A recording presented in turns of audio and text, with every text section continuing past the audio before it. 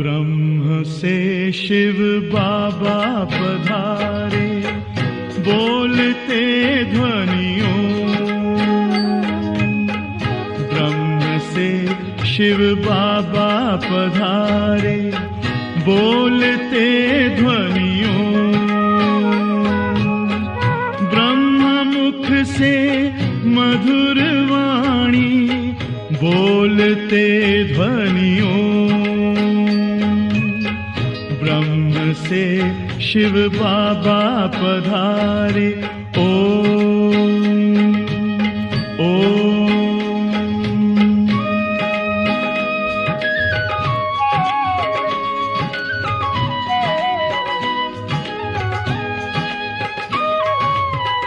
ओम की इस मधुर ध्वनि से किया परिवर्तन।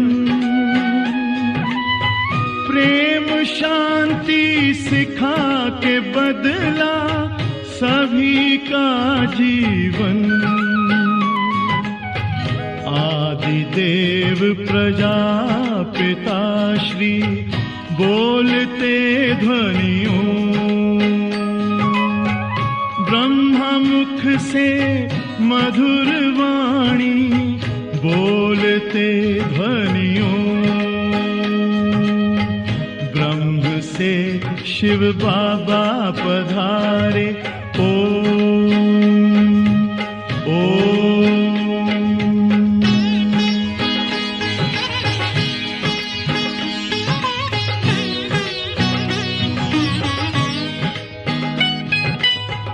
सोहनी सूरत मोहनी मूरत, ज्ञान के मोती।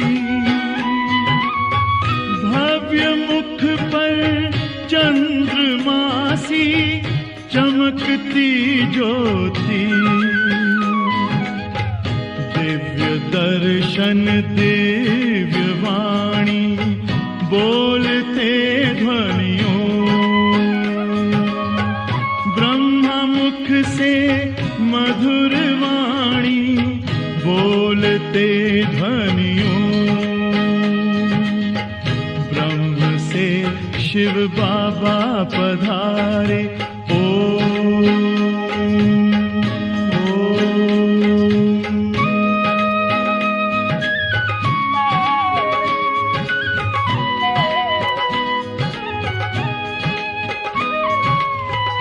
विश्व में थी पाप की जब घटा छाई, तब विभूति आप जैसी धरती पे आई। एक तार में बंध के सारे, बोलते ध्वनियों। मुख से मधुर वाणी, बोलते ध्वनियों। ब्रह्म से शिव बाबा पधारे, बोलते ध्वनियों। ब्रह्म मुख से मधुर वाणी, बोलते ध्वनियों। ब्रह्म से शिव बाबा पधारे, ओम ओम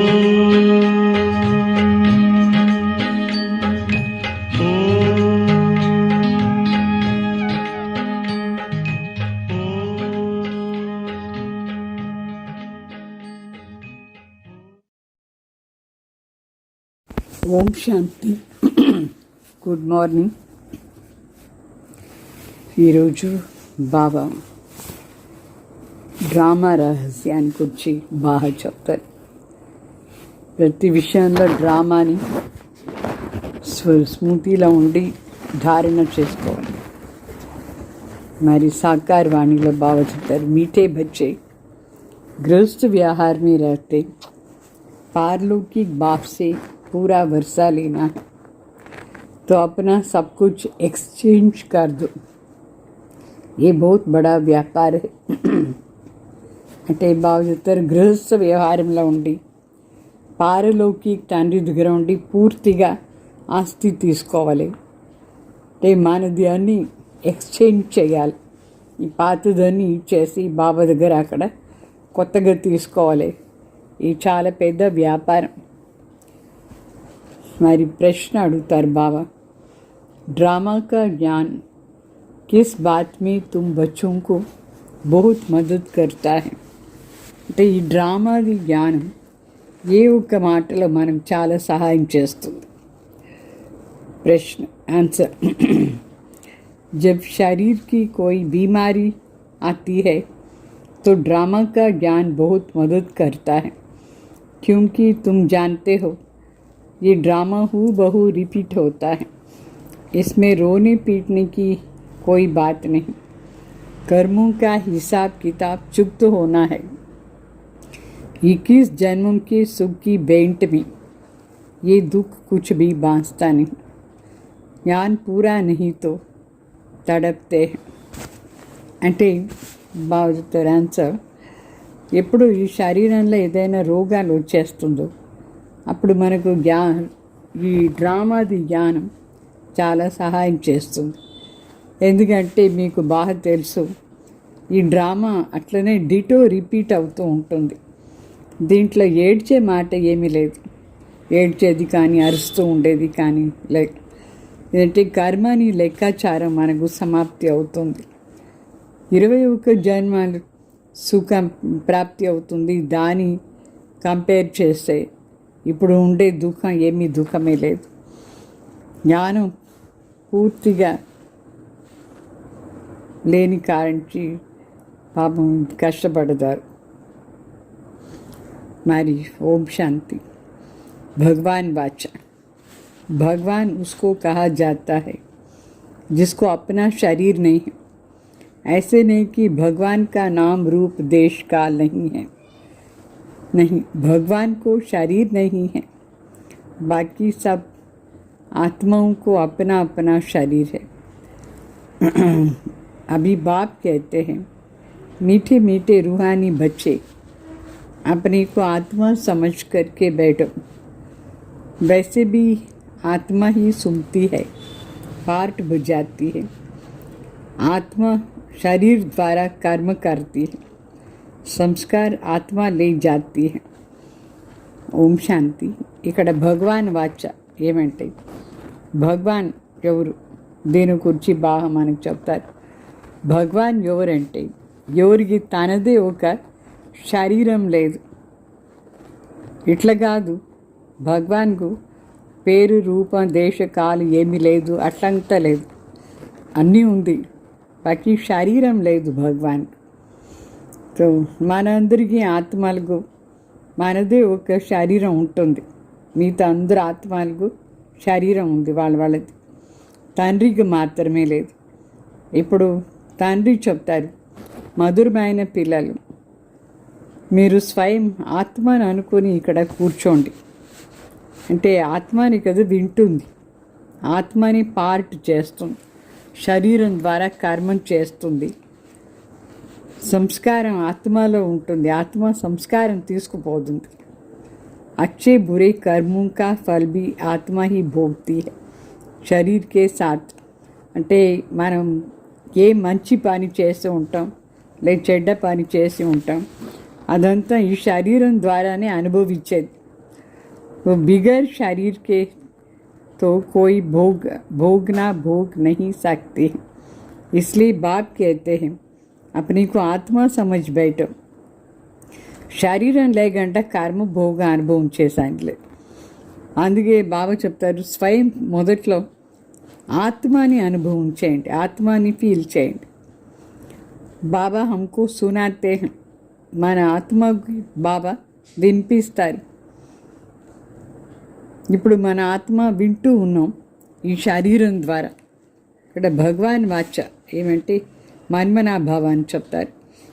సహితంగా దేహాన్ని సర్వధర్మాన్ని త్యాగం చేసి స్వయం ఒక ఆత్మను అనుకుని తండ్రి తలంపు చేసేది, దాన్ని మన్మనాభావం చెప్తారు. ఈ ఒక్క తండ్రి మాత్రమే చెప్పేది సాధ్యం. ఇది అంటే గీత భగవాన్ చెప్తారు. శివబాబాని గీత చెప్పిన భగవాన్ అంటే జన్మ మరణ రహిత తండ్రి. మనకు చెప్తారు, నా జన్మ అలౌకికంగా ఉంది, వేరే ఎవరికి ఇట్లా జన్మ లేదు, నేను గర్భంలో ప్రవేశం కాను, అయితే ఈ పెద్ద శరీరంలో ప్రవేశం అవుతాను. సో ఇది చాలా బాగా స్మృతి చేసుకోవాలి. పరమాత్మ నిరాకార్ ఒక సాధారణ శరీరంలో ప్రవేశం అవుతారు. ఇట్లా కాదు అన్నీ భగవాన్ చేస్తారు అని చెప్పకూడదు. పూజారి భగవాన్ అవుతారు, అన్ని పరమాత్మనే. రాయిలో మట్టిలో పరమాత్మ ఉన్నారు. 24 అవతారాలు, కచ్చమచ్చ అవతారం, పరశురామ అవతారం అన్నీ చూపిస్తారా లేదా? వాస్తవంగా అదంతా లేదు, అట్లా కానీ కాదు. మనుషులు అనుకుంటారు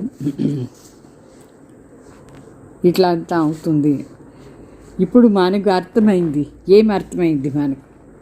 ఏమి భగవాన్ కూర్చొని పరశురామ అవతారం తీసుకొని మరి కొడలితో ఏదైనా హింస చేస్తారా? లేదు, తప్పు. పరమాత్మ ఎప్పుడు హింస చేయరు, ఎవరినే కొట్టలేదు. ఏ విధంగా పరమాత్మను సర్వ్యాపిని చెప్పేశారు, అట్లా అదేవిధంగా మరి కల్పాని ఆయుష్ 1,00,000 సంవత్సరాలు చెప్పేశారు. దీన్నే ఏం చెప్తాం? అజ్ఞానం, గాఢ అంధకారం, కొంచెం కూడా జ్ఞానం లేదు.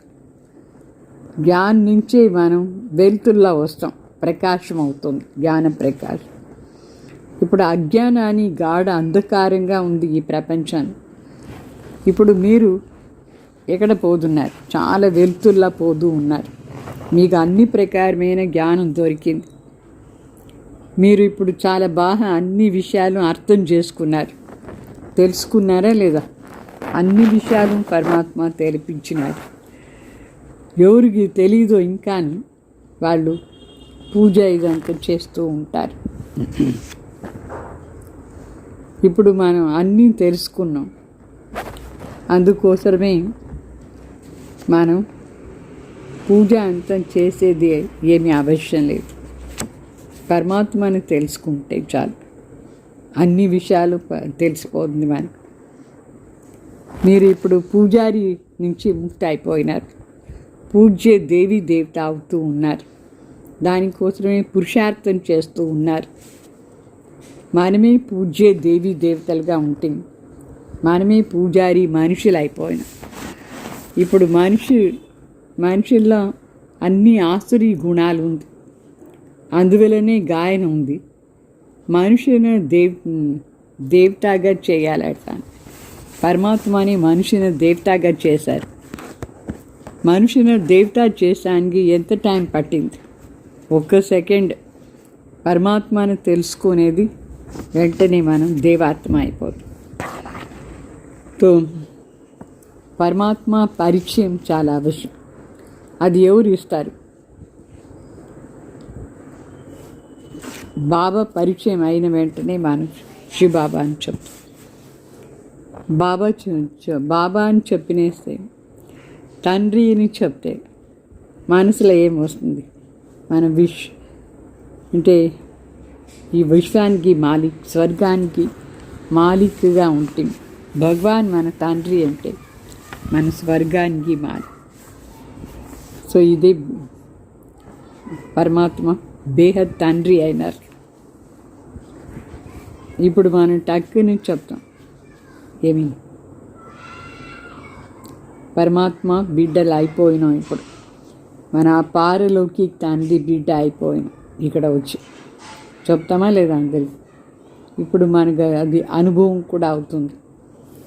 తండ్రి మరి చెప్తారు, గృహస్థ వ్యవహారంలో ఉండి కూడా మీరు పారలౌకిక తండ్రి దగ్గర ఉండి పూర్తి ఆస్తి తీసుకోండి.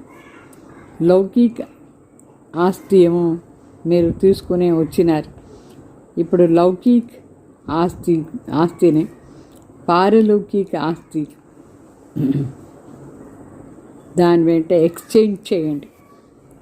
పరమాత్మ ఆస్తి ఏం మనకు దొరుకుతుందో దాంట్లో ఎక్స్చేంజ్ చేశారు, మార్చుకోవాలి. లౌకిక నుంచి అలౌకికంగా మార్చుకోవాలి. ఎంత మంచి వ్యాపారం ఇది. లౌకిక ఆస్తి ఏముంది, ఇప్పుడు బేహద్ ఆస్తి బాబా ఇస్తారు. అది కూడా ఇక్కడ పేదవాళ్ళు టక్కుని తీసుకునేస్తారు. బాబా దగ్గర వచ్చిన వెంటనే బాబా బిడ్డగా అడాప్ట్ అయిపోతారు. ఎక్కువగా అడాప్ట్ అయ్యేది కూడా పరమాత్మ బిడ్డలు, పేదవాళ్ళే. ఇప్పుడు తండ్రి గరీబ్ నివాసం చెప్తాం. తండ్రి గాయన్ కూడా ఉంది, నేను పేదవాళ్ళ కోసమే ఉన్నాను అట్లా అని చెప్పినారు బాబా. గరీబ్ నివాజ్ అయినా అని చెప్పినారు బాబా. భారత్ అన్నిటికంటే చాలా పేద దేశం. నేను వచ్చేది కూడా భారతదేశంలోనే వచ్చి ఇదే భారతదేశాన్ని సౌకర్యంగా చేస్తున్నాను చెప్తారు పరమాత్మ. భారతదేశాన్ని మహిమ కూడా చాలా భారీ మహిమ. ఈ దేశం అన్నిటికంటే పెద్ద తీర్థస్థానం. భారతదేశమే అన్నిటికంటే పెద్ద తీర్థస్థానం. అయితే కల్పాని ఆయుష్ ఎక్కువ చెప్పేదాని వల్ల అందరూ పూర్తిగా మర్చిపోయినారు. అనుకుంటారు భారత్ చాలా సౌకర్యంగా ఉండింది, ఇప్పుడు చాలా పేద దేశం అయిపోయింది. ఇంకా కొంచెం ముందు పోదే ధాన్యాలంతా కూడా దొరికేది చాలా కష్టం. ఫారిన్ నుంచి అన్నీ వస్తూ ఉంటుంది. तो आगे अनाज आदि सब यहाँ से विलायत में जाता था. అంటే మొదట్లో అంతా ఫారినర్స్ ఇక్కడ వచ్చినారు కదా, ఆ టైంలో భారతదేశం నుంచి ధాన్యాలంతా వేరే దేశానికి పంపిస్తూ ఉంటుంది. ఇప్పుడు మరి భారత్ చాలా పేద దేశం అయిపోయింది. దానివల్ల వాళ్ళందరూ మనకు సహాయం చేస్తారు, మళ్ళీ ధాన్యాలంతా పంపిస్తారు వాళ్ళు. ఇట్లనూ అవుతుంది. तो ऐसा होता है जब कोई बड़ी आसामी फेल हो जाते हैं तो आपस में फैसला कर उनको मदद देते हैं. అంటే ఏ విధంగా ఇప్పుడు ఎవరైనా పెద్ద మనిషి ఫెయిల్ అయిపోతారనుకోండి, అప్పుడు అందరూ చేరి నిర్ణయం చేసుకొని వాళ్ళకు చాలా సహాయం చేస్తారు. ఆ విధంగానే ఈ భారతదేశం చాలా సౌకర్యంగా ఉండింది, ఇప్పుడు పేద దేశం అయిపోయిన దానివల్ల అందరూ చేరి సహాయం చేస్తారు. భారత్ ఒకప్పుడు స్వర్గంగా ఉండేది. మొదట్లో ఇదే భారతదేశంలో ఆది సనాతన్ దేవీ దేవతా ధర్మం ఉండేది. అయితే మనుషులకు తెలియలేదు ఇది, ఎందుకంటే ఎక్కువ టైం చెప్పేశారు, చాలా పొడుగ్గా టైం, లక్షలు సంవత్సరాలు చెప్పేశారు. అందువల్లనే కన్ఫ్యూజ్ అయిపోయినారు. ఎంత అందరూ మనుషులు ఫారినర్స్ అందరూ భారతదేశానికి చాలా సహాయం చేస్తారు. ఇప్పుడు తండ్రి భగవాన్ కూడా భారత్లోనే రావాల్సిందిగా ఉంది, ఇక్కడే వస్తారు, భారత్లోనే వస్తారు. तुम बच्चे जानते हो हम बाप से वर्षा ले रहे हैं, लौकिक बाप का वर्षा एक्सचेंज करते हैं पारलौकिक से. అంటే ఇప్పుడు మీకు బాగా అర్థమైంది, మన తండ్రి దగ్గర ఉండి ఆస్తి తీసుకుంటూ ఉన్నాం. అంటే లౌకిక్ తండ్రి ఇచ్చిన ఆస్తిని ఎక్స్చేంజ్ చేసుకుంటాం పారలౌకిక్లా. శివబాబా కోసం సహాయం చేస్తాం లౌకిక ఆస్తిని పెట్టుకొని. ఏ విధంగా ఈ బ్రహ్మ బాబా చేసినారు చూడండి. పారలౌకిక తండ్రి దగ్గర ఉండి కిరీటం సింహాసనం తీసుకుంటారు. ఎక్కడి నుంచి వచ్చింది అదంతా, ఎక్కడి నుంచి ఇంత పెద్ద రాజ్యం వాళ్ళకి దొరికింది? ఇప్పుడు ఎక్కడ పేద దేశం, అది ఎంతో షౌకార్ది మొదట్లో ఉండింది, చాలా షౌకార్. సో కహా బీ జాతా హై ఫాలో ఫాదర్, మనం కూడా ఫాలో ఫాదర్ చేయాలి. తో భూక్ మర్నీకి తో బాతీ నే, అంటే మనం ఎక్స్చేంజ్ చేసుకునేదంటే బాబా సేవార్థంగా అన్నీ యూజ్ చేయాలి. ఆకలితో చనిపోయే మాట లేదు, ఇట్లా కాదు అన్నీ ఇచ్చేసి ఏమి లేకుండా ఉండేది లేదు. బాబా చెప్పినారు, శివ బాబా అంతా నీదిని చెప్పి ట్రస్టీగా ఉండి చూసుకోండి అంతే. మనం తినవచ్చు, తాగొచ్చు, ఇల్లు కట్టుకోవచ్చు, అయితే ట్రస్టీగా ఉండాలి. తో బాప్ ఆకర్ సహజ్ రాస్తా బతాతే, बच्चों ने बहुत तकलीफ देखी है, तब तो बाप को बुलाते हैं, हे परम पिता परमात्मा रहम कर. అంటే తండ్రి వచ్చి మనకు సహజంగా దారి చూపిస్తారు. ఏంటంటే బిడ్డలు మనందరూ మొదట్లో భక్తి మార్గంలో ఎంత కష్టపడి పిలుస్తూ ఉంటే మీ పరమాత్మని, హే పరంపిత మా పైన దయ చూపించండి అని చెప్పినామా లేదా? సుఖమే కోయి బీ బాప్కు యాద్ నీ కర్తే, సుఖంగా ఉండేటప్పుడు ఎవరు తాళంపు చేసేదే లేదు, దుఃఖంగా ఉండేటప్పుడే అందరూ తాళంపు చేస్తారు. ఇప్పుడు తండ్రి మనకు చెప్తున్నారు ఎట్లా స్మరణ చేసేది, ఎట్లా శివబాబాని స్మరణ చేసేది నేర్పిస్తారు. మనం స్మరణ చేసి మొదట్లో మనకు పరమాత్మ తలంపు చేసేదే రాలేదు. బాబా వచ్చి మనకు నేర్పించినారు. బాబానే వచ్చి చెప్తారు ఎట్లా పరమాత్మ తలంపు చేసేది ఎట్లా అని. మొదట్లో మనం స్వయం ఆత్మని అనుకోవాలి. తర్వాత పార్లోకి తండ్రి దగ్గర సంబంధంతో తలంపు చేయాలి. అప్పుడే మన పాపం అంతా భస్మ అవుతుంది. ఇదే తలంపు చేసే విధానం, స్మరణ చేసే విధానం చెప్తారు. స్మరణ చేసుకొని సుఖాన్ని అనుభవం చేయండి ఎట్లా అని. అప్పుడు కలహ క్లేశం అంతా వెళ్ళిపోతుంది. శరీరాన్ని రోగాలు కష్టాలు కూడా వెళ్ళిపోతుంది. ఆత్మను అనుకుని పరమాత్మ స్మరణ చేస్తూ ఉండాలి. तो जो भी शरीर के दुख है सब मिट जाएंगे, तुम्हारी आत्मा और शरीर दोनों पवित्र बन जाएं. బాబా స్మరణ చేస్తూ ఉంటే ఏమవుతుంది, ఈ శరీరాన్ని దుఃఖమంతా మనం వెళ్ళిపోతుంది. మరి మన ఆత్మ శరీరం రెండు పవిత్రంగా అయిపోతుంది. అంటే కంచన్ లాగా, కంచన్ అంటే బంగారు సమానం అయిపోతుంది. మొదట్లో మన బంగారు సమానం ఉంటుంది. మళ్ళీ పునర్జన్మం తీసుకొని ఆత్మలో తుప్పు పట్టిపోయింది అంటాం. శరీరం కూడా పాతగా దొరికింది ఇప్పుడు. సో ఇప్పుడు అందుకే శరీరాలు ఇన్ని రోగాలు. ఏ విధంగా బంగారులో అలాయ్ మిక్స్ అయిపోతుందా లేదా, ఆ విధంగా మొదట్లో పవిత్ర ఆత్మ బంగారు సమానం ఉండింది. అన్ని మన జీవనమే బంగారు సమానం ఉండేది. మన శరీరం కూడా బంగారు సమానం. ఎంత మెరుస్తూ ఉండింది అప్పుడు సత్యుగంలో. మన ఆత్మను మెరుస్తూ ఉండిందంటే శరీరం కూడా మెరుస్తూ ఉండింది. ఇప్పుడు అలాయ్ మిక్స్ అయిపోయింది, దానివల్ల నల్లగా అయిపోయింది. తండ్రి చెప్తారు మీలో ఇప్పుడు అంత తుప్పు పడిపోయింది, తుప్పు పట్టుకుంది ఆత్మలు, అందుకే నల్లగా ఉంది. దాన్ని తీసేయాలి. ఇప్పుడు ఎట్లా తీసేది? యోగం ఉండాలి. ఎప్పుడు యోగం చేస్తామో ఆ తుప్పు అని వెళ్ళిపోతుంది. చదివించేది ఎవరు? వాళ్ళ దగ్గర యోగం పెట్టుకోవాలి. బాబా మనకు చదివిస్తున్నారు, వాళ్ళ దగ్గర యోగం ఉండాలనా లేదా? వీళ్ళు తండ్రి కూడా అయినారంటే టీచర్ మరి సద్గురు అన్ని సర్వసంబంధి అయినారు. వాళ్ళ తలంపు చేస్తూ ఉంటే అప్పుడు మన వికారం అంతా వినాశం అయిపోతుంది.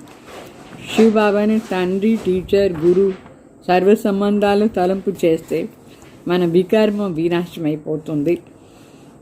మనకు స్వయం భగవాన్ వచ్చి చదివిస్తున్నారా లేదా? పతిత్ పావన్ సర్వశక్తిమాన్ చెప్తారు. నువ్వు పతిత్ పావన్ సర్వశక్తిమాన్ తుమ్ ముझे ही कहते हो ना. తండ్రినే కదా మనం చెప్పేది పతిత్ పావన్ సర్వశక్తిమాన్ అట్లా అని. కల్ప బాబా వచ్చి మనకు ఇదంతా విషయాలు వివరంగా చెప్తారు. మీటే సిక్కలేదే బచ్చే. 5,000 సంవత్సరం తర్వాత వచ్చి నేను మిమ్మల్ని మిలన్ చేసినాను, అందువల్ల మీరు చాలా సిక్కలేదే తప్పిపోయి వచ్చినారు. ఇప్పుడు ఎన్ని సంవత్సరాలు అయింది తండ్రి దగ్గర ఉండి వేరాయి. ఇప్పుడు మరి దేహ అహంకారాన్ని వదిలేసి మన స్వయం ఆత్మని అనుకోవాలి. ఆత్మలోనే కదా ఈ జ్ఞానం, ఆత్మ కోసమే బాబా ఇస్తారు. ఈ జ్ఞానమే ఆత్మిక జ్ఞానం. సో తండ్రి తప్ప వేరే ఎవరు మనకు ఈ ఆత్మిక జ్ఞానం యథార్థంగా ఇచ్చేదానికి కాదు. ఎవరు మనుషులు కాదు మనకు చెప్పేది. అర్థమైంది? ఈ ఆత్మ జ్ఞానం పరమాత్మనే ఇస్తారు. సన్యాసి, ఉదాసి, గురు, గోసాయి వాళ్ళందరికీ ఇదని తెలీదు. పరమాత్మ చెప్పే విషయాలు ఏమీ తెలీదు. వాళ్ళ దగ్గర ఇప్పుడు ఆ శక్తియే లేదు. ఏ సన్యాసిలో ఏ శక్తి లేదు. అందరి శక్తి చాలా తక్కువైపోయింది. మొత్తం వృక్షమే జర్జరీభూత అవస్థలో వచ్చేసింది, కింద పడే స్థితిలో వచ్చేసింది. అంతవరకు దిగజారిపోయింది. ఇప్పుడు మళ్ళీ కొత్త ప్రపంచం స్థాపన అవుతుంది. తండ్రి వచ్చి ఈ వెరైటీ కల్పవృక్షాన్ని రహస్యం చెప్తారు. ఈ కల్పవృక్షం అనేది వెరైటీ ధర్మాన్ని చెట్టు. దీని రహస్యం బాబా మనకు చెప్తారు.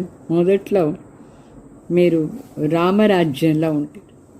రామరాజ్యం ఉంటుందా లేదా ఇక్కడ? మళ్ళా ఎప్పుడు మనం వామ్ మార్గంలో వెళ్ళిపోతామో అప్పుడు రావణ్ రాజ్యం స్టార్ట్ అయింది. మళ్ళీ వేరే ధర్మం కూడా స్థాపన అయింది. భక్తి మార్గం స్టార్ట్ అయింది. మొదట్లో మీకు ఇదన్నీ విషయాలు తెలియనే లేదు. తండ్రి వచ్చి చెప్పిన తర్వాతనే అన్నీ తెలుసు. ఎవరినైనా పోయి అడగండి, మీకు రచయిత మరి రచనాది ఆది మధ్య అంత రహస్యం తెలుసా అట్లా. ఎవరికీ తెలీదు. వాస్తవంగా యథార్థంగా ఎవరికీ తెలీదు ఆ రచయిత ఎవరు, రచన ఏమి అట్లా అని. తండ్రి భక్త ఆత్మలు చెప్తారు. ఇప్పుడు మీరే జడ్జ్ చేయండి.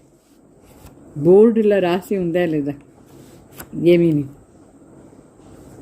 యాక్టర్ అయ్యేసి డ్రామాది డైరెక్టర్ ఎవరు, క్రియేటర్ ఎవరు, ప్రిన్సిపాల్ యాక్టర్ ఎవరు ఇది తెలియలేదంటే మీరు ఏం యాక్టర్ అయినారు?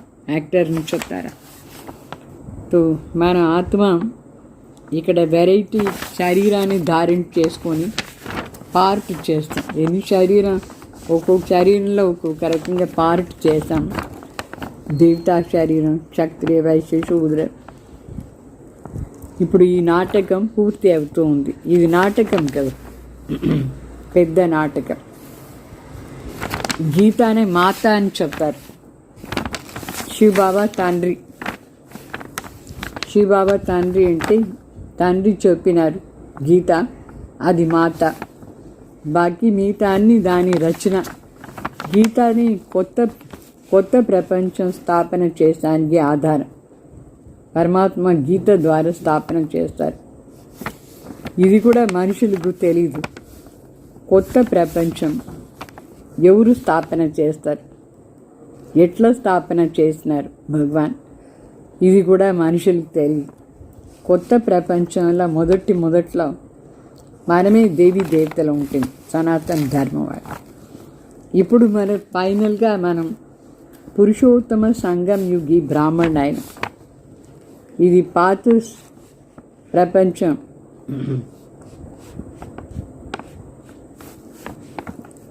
మన కోసం సంగం యుగం అంటే మన పాత ప్రపంచాన్ని వదిలేసి కొత్త ప్రపంచం, రెండింటికి మధ్యలో ఉన్నాం. కొత్తది లేదు, పాతది లేదు మనకి. దీని చెప్తారు సంగం యుగం అట్లా. ఇదే సంగం. బ్రాహ్మణులు పిలక చూపిస్తారా లేదా? మనందరూ పిలకలు అంటే చాలా శ్రేష్ఠ స్థితిలో ఉన్నాం. విరాట్ రూపంలో శివబాబాని చూపించలేదు, బ్రాహ్మణం లేదు. సో మనమే అంటే పైన పిలక పెట్టుకుంటున్నాం అంటే మనందరం పిలక శ్రేష్ఠ స్థితిలో ఉన్నాం. మన బ్రాహ్మణ్ ఇక్కడ కూర్చున్నాం తలపైన.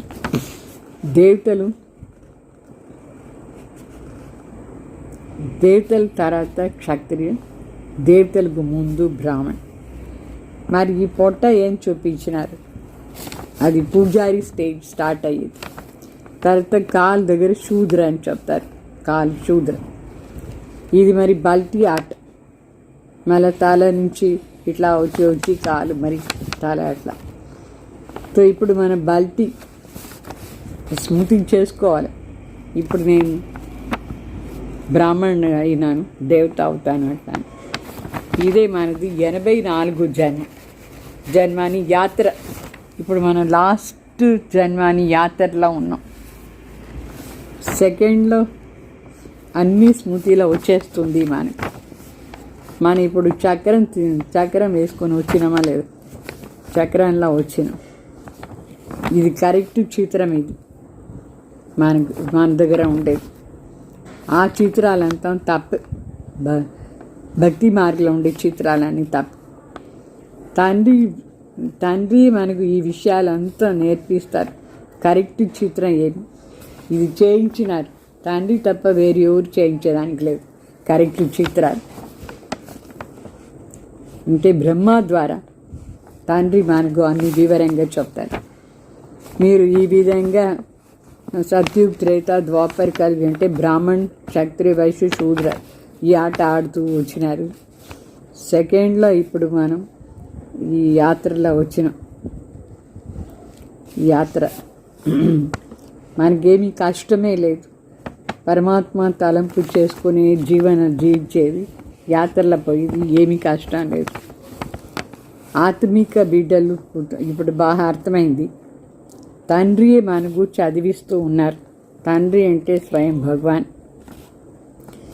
ఈ సత్సంగ్ ఇప్పుడు ఉండేది. సత్సంగ్ అంటే సత్యాన్ని వెంట మనం కూర్చున్నాం. సత్యమైన తండ్రి శివబాబా సత్యం, వాళ్ళ దగ్గర ఉన్నాం మనం. మిగతా అన్ని సంఘం అసత్య సంఘం. సత్యఖండం స్థాపన చేసేది పరమాత్మ ఒకరి. మనుషులకు శక్తి లేదు ఆ సత్యఖండాన్ని స్థాపన చేసి. సనాతన ధర్మం స్థాపన చేసేది భగవాన్ పని. మనుషులు ఎవరికి శక్తి లేదు. భగవాన్ని వచ్చి చేసేది సాధ్యం. ఆ భగవాన్ జ్ఞాన సాగర్ని చెప్ప. మనుషులకు ఇది తెలీదు. ఇది పరంపిత పరమాత్మది మహిమ. జ్ఞాన సాగర్ అని చెప్పేది. శాంతి సాగర్ అంటే మనకు శాంతి ఇస్తారు. सुबह को भी तुम ड्रिल करते हो, शरीर से न्यारा हो, बाप की याद में रहते. మనం అమృత్ వేళ కూడా డ్రిల్ చేస్తాం. శరీర్ నుంచి వేరే వేసి బాబా తలంపు చేస్తూ ఉంటాం. ఇది డ్రిల్. ఇక్కడ మనం వచ్చిందే దేనికి, బాబా దగ్గర ఎందుకు వచ్చినాం? జీతే జీ మరణికి. శరీరంలో ఉండి కూడా చనిపోతాం. తో బాప్ పర్ మ్యూచువార్ హోతే. మనం తండ్రి పైన అర్పణ అయిపోయినాం, సమర్పణ అయిపోయినామా లేదా? ఇప్పుడు ఉండేది పాత ప్రపంచం, పాత శరీరం ఇది. సో ఏ విధంగా దీని నుంచి మనకు కొంచెం నఫరత్ అంటే కొంచెం బాగాలేదు ఈ శరీరం పైన. ఎట్లా దీన్ని వదిలేసి పోదామా లేదా? పాత శరీరం. సో వేరు ఏ తలంపు రాకూడదు మనం. ఎందుకంటే వాపస్ ఇంటికి పోవాలి. అన్నిటిని వదిలేసి పోదాం, అన్నీ మర్చిపోవాల్సి ఉంటుంది. ఇప్పుడు కూడా మర్చిపోవాలి బాబా తలంపు, ఇంటి తలంపు. तो तुम कहते भी हो भगवान ने सब कुछ दिया है, तो अभी उसको दे दो. మనం మొదట్లో భక్తి మార్గంలో కూడా చెప్తూ ఉంటుంది, భగవానే మనకు అన్నీ ఇచ్చినారు, ఇప్పుడు మరి అన్నీ వాళ్ళకే ఇచ్చేయాలి కదా. तो भगवान फिर तुमको कहते हैं तुम ट्रस्टी बनो. भगवान ट्रस्टी नहीं बनेगा, ट्रस्टी तुम बनते हो, फिर पाप तो करेंगे नहीं. అంటే బాబా అన్ని నీది అని చెప్పేసి మనమే ట్రస్టీగా ఉండాలి. భగవాన్ శివ బాబా ఏం ట్రస్టీ కాదు, ట్రస్టీ మనమే అయ్యేసి మరి ఏ ప్రకారమైన పాపం చేయకూడదు. బాబాకు చెప్తాం, బాబా ఈ శరీరం నీది, ధనం నీది, మనసు నీది, మరి పాపం చేయకూడదు అని భగవాన్కి అయిపోయింది. మనం దాన్ని ట్రస్టీగా చూసుకోవాలి. ఆగే పాపాత్మోं से लेन देन होती आई है. మనం కలియుగంలో ఉండేటప్పుడు, అజ్ఞానంలో ఉండేటప్పుడు మనం ఇచ్చేది తీసుకునేదంతా పాపాత్మల దగ్గర, పాపాత్మలు వేసి పాపాత్మలకే ఇచ్చేది తీసుకునేది అని. ఇప్పుడు ఈ సంగం యుగంలో మనం ఏ పాపాత్మల దగ్గర కూడా ఇచ్చేది తీసుకునేది చేయకూడదు. అర్థమైందా? अब संगम पर तुम्हारी पाप आत्माओं से लेन देन नहीं है. पाप आत्माओं को दान किया तो पाप सिर पर चढ़ जाएगा. ఒకవేళ మన పాపాత్మలకు దానం ఇస్తాం అనుకోండి, మన తలపైన పాపం వచ్చేస్తుంది. करते हो ఈశ్వరార్థ్ और देते हो పాపాత్మాओं को. చెప్పేదేమో ఈశ్వరార్థుని, అయితే ఇచ్చేదేమో పాపాత్మలు. तो बाप कुछ लेता थोड़ी है. बाप कहते हैं जाकर सेंटर खोलो तो बहुतों का कल्याण होगा. మనది బాబాకి ఇస్తాం, కానీ బాబా తీసుకొని పరందాం పోదారని లేదు. బాబా చెప్తారు, నువ్వు అదే డబ్బులతో సెంటర్ ఓపెన్ చేయి, అందరు కళ్యాణం అవుతుంది అని చెప్తారు. ఇదే పరమాత్మ కోసం మనం చేసేది. అంటే సేవార్థ్, బాబా సర్వీసు కోసమే చేయాలి మనం. बाप समझाते हैं जो कुछ होता है वो बहु ड्रामा अनुसार रिपीट होता ही रहता है. తండ్రి మనకు చెప్తారు, ఏమంతా జరుగుతుందో డిటో అది డ్రామాలో రిపీట్ అవుతానే ఉంటుంది. ఈ డ్రామాలో ఎట్లా డ్రామా రిపీట్ అవుతుంది, అట్లా ఇదన్నీ మనం చేసేదాన్ని రిపీట్ అవుతుంది. फिर इसमें रोने पीटने दुख करने की बात ही नहीं. మరి దీంట్లో ఏడ్చేది, అరుస్తూ ఉండేది, దుఃఖం అయ్యేది మాటనే లేదు. అన్నీ డ్రామా కదా. కర్మని లెక్కాచారంతో సమాప్తి అయిపోతుంది. మంచిదే కదా ఇది కూడా. సో వైద్యులు కూడా చెప్తారు, అంటే ఆయుర్వేదిక్ డాక్టర్స్ చెప్తారు, ఇది మందు తీసుకోండి, అయితే లోపల ఉండే రోగాలంతా బయట వచ్చేస్తుంది అట్లా అని. అట్లానే బాబా కూడా చెప్తారు, మన యోగం చేస్తూ ఉంటే లోపల ఏముందో అన్నీ బయట వచ్చేస్తుంది. బాబాని చెప్తారు, ఏమంతా లెక్కాచారాలు ఇంకా ఉందో అదంతా వెళ్ళిపోతుంది యోగం చేస్తూ ఉంటే. అర్థమైందా? तो बाप भी कहते हैं रहा हुआ हिसाब किताब चुक्त करना है, या तो योग से या फिर सजाओं से चुक्त करना पड़े. సజాయిం తో బహుత్ ఖడీ హై. బాబా చెప్తారు, ఒకట యోగం ద్వారా లెక్కాచారం సమాప్తి కావాలి, లేదంటే శిక్ష ద్వారా, పనిష్మెంట్ ద్వారా. అది చాలా భయంకరంగా ఉంటుంది. పనిష్మెంట్ ద్వారా మన లెక్కాచారం సమాప్తి అయ్యేది అంటే చాలా భయంకరంగా ఉంటుంది. ఉస్మే బీమారీ ఆది మే చుప్ హోతా తో బహుత్ అచ్చా హై.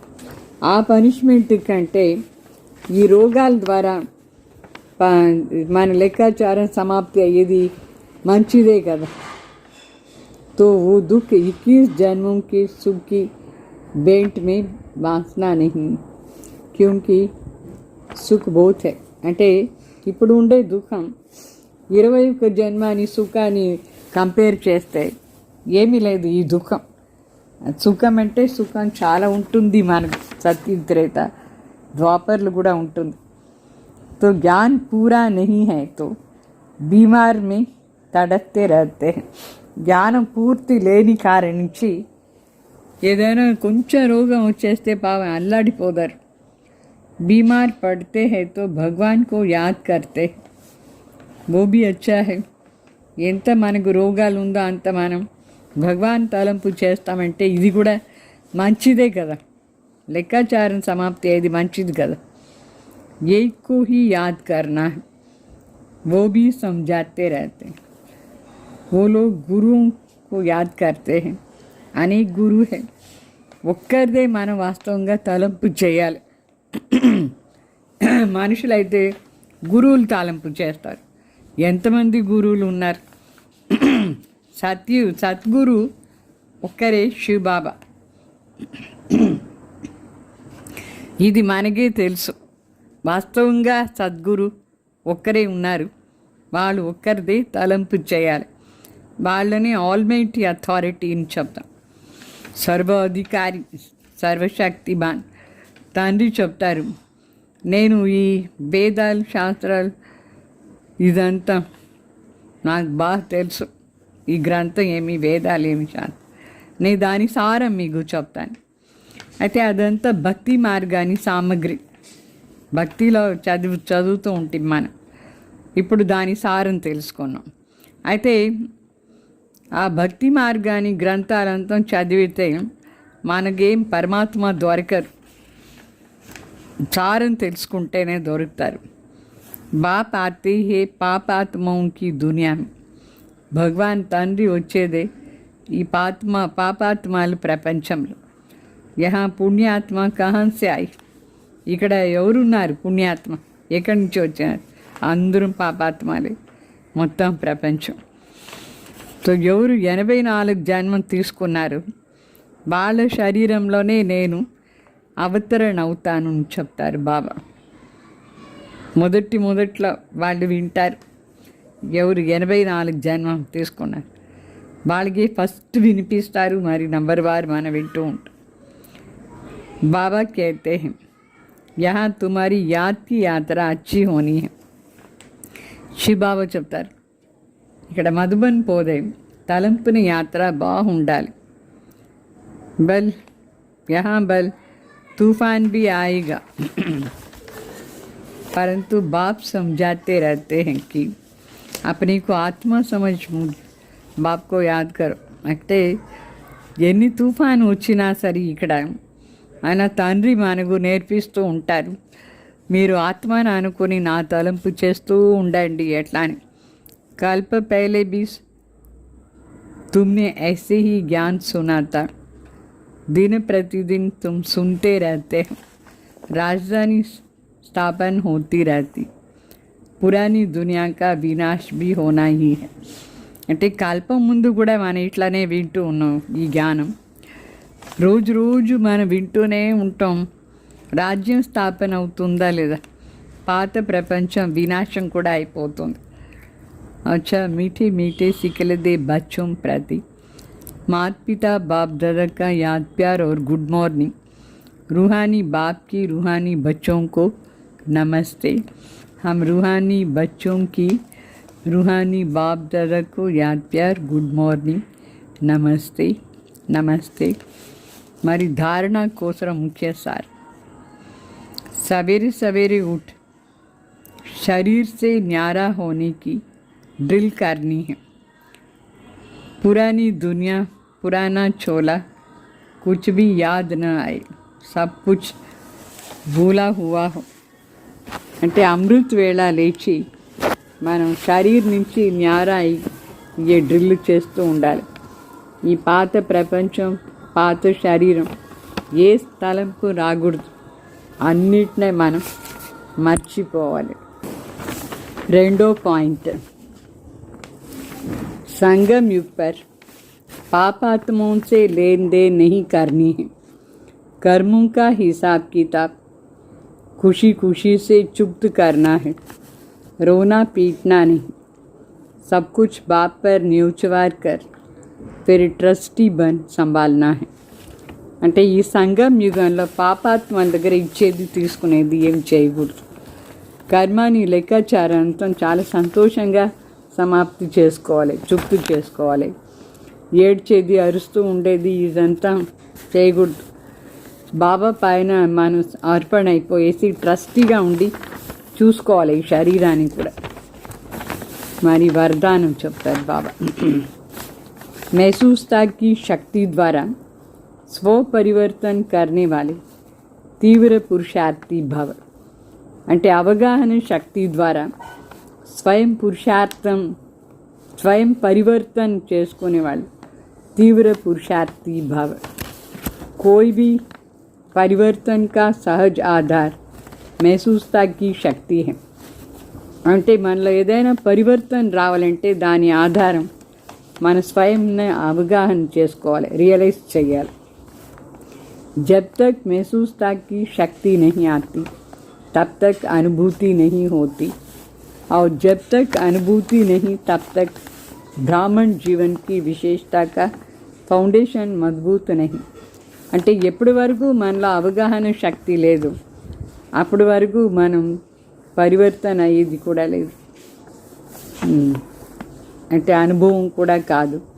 ఎప్పటి వరకు అనుభవం కాలేదు అప్పటి వరకు ఈ బ్రాహ్మణ జీవనాన్ని విశేషత అంటే ముఖ్య ఫౌండేషన్ ఏముందో దాంట్లో స్ట్రాంగ్గా ఉండరు. పవిత్రతలో స్ట్రాంగ్గా ఉండరు.